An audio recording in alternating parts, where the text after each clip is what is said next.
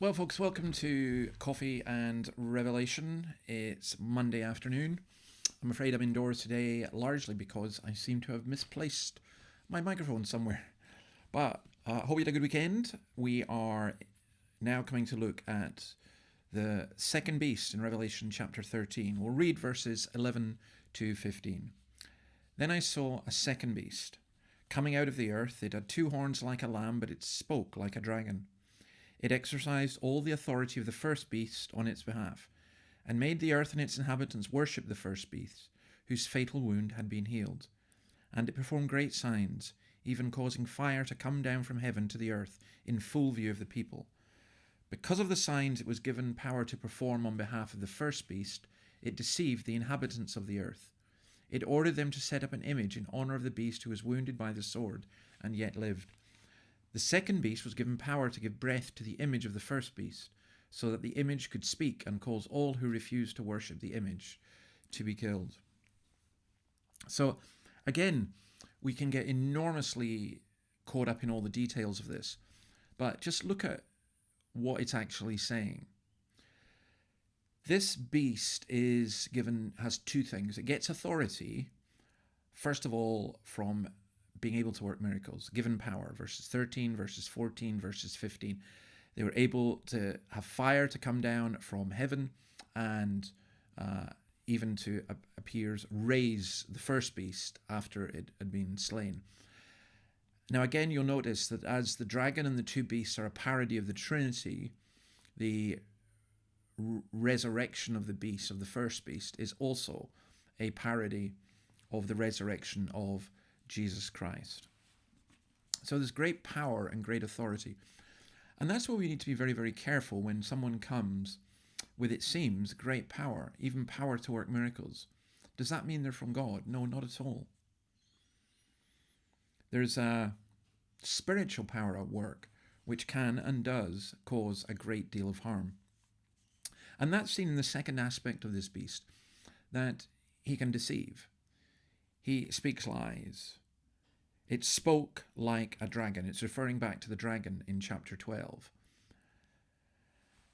And I think that is where it seems so much more relevant for us.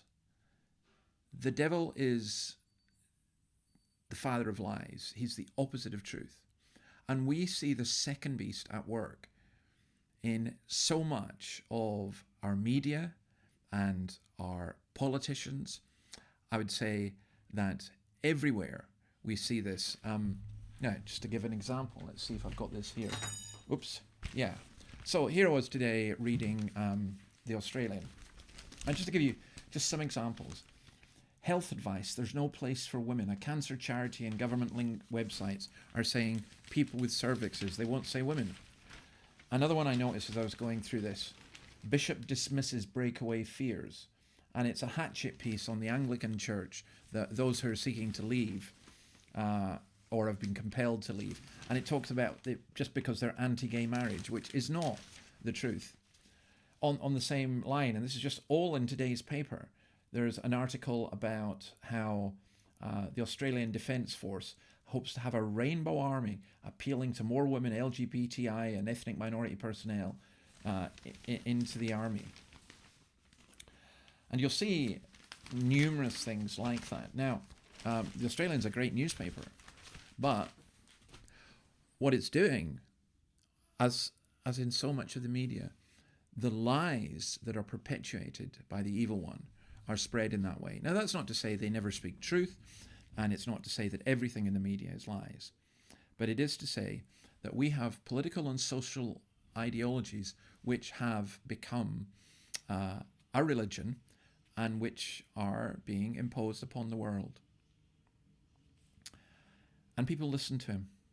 It deceived the inhabitants of the earth.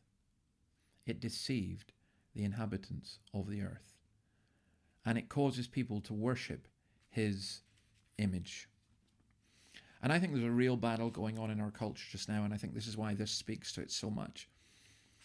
And let me say also this. The pulpit that compromises with the culture is the voice of the beast as well. We have to go with this.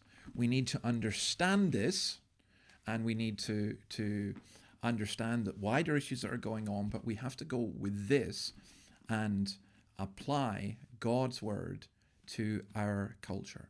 We don't listen to the voice of the beast. Now, tomorrow, hopefully, I'll find my microphones, but we will come on to have a look at the number of the beast. But until then, God bless you, and see you tomorrow. Bye.